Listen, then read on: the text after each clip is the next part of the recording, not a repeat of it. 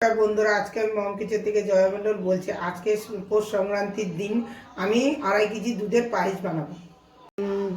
পায়েস বানানোর জন্য আমি এখানে 2.5 কেজি দুধ নিয়েছি। এখানে অল্প একটু চিনি, এখানে 200 গ্রাম চাল ধুয়ে রেখে দিয়েছি, এখানে ড্রাই ফ্রুট কাজু বাদাম আর কাঠবাদাম আছে, আর এখানে গুড় আছে, তেজপাতা, এলাচ আর অল্প একটু ঘি পরে আমি দিয়ে দেবো। এই দুধটা বসিয়ে দিব। দুধটা এখন জাল হবে। দুধ আমার ফুটে গেছে। আমি এর মধ্যে তেজপাতা এলাচ দিয়ে দিব, চালটাও দিয়ে দিব। ভালো করে ধুয়ে রেখে দিয়েছিলাম চালটা।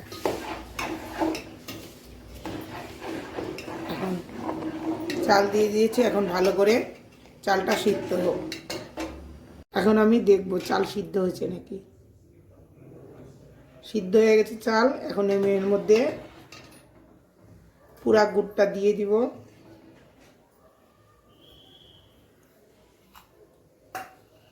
আর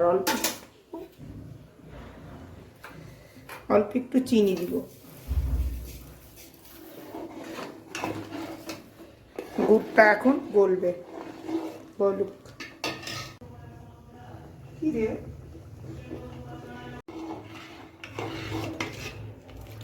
পায়েসটা আর একটু জাল দিব। দেখুন কালারটা, চিনির আর গুড়ের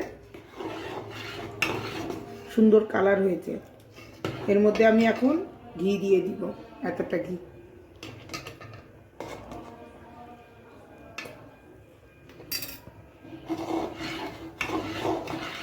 আর ড্রাই ফ্রুটটাও দিয়ে দিব।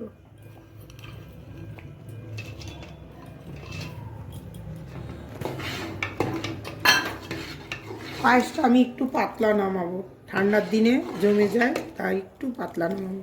আর একটু জাল দিব, হয়ে যাবে। হয়ে গেছে চিনি গুড় দিয়ে পায়েস। এখন আমি গ্যাস বন্ধ করে দিব।